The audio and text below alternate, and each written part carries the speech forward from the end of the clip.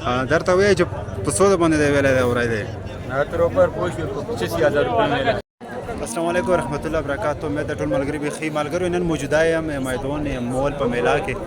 نو دلته سره ډېر کسان موجوده دي. دغو سره ګپ شپ لګوو، کسانو سره خبرې کوو، موږ سره اوسو.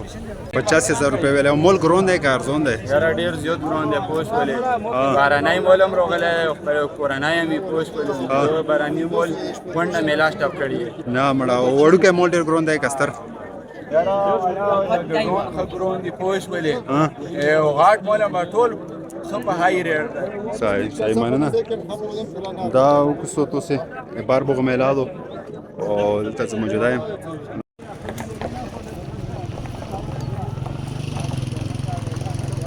چې په څو باندې دغه ویلې ده 170 باندې 170 ډېره ګرونه نه و. مطلب مول ګرون شوی دی.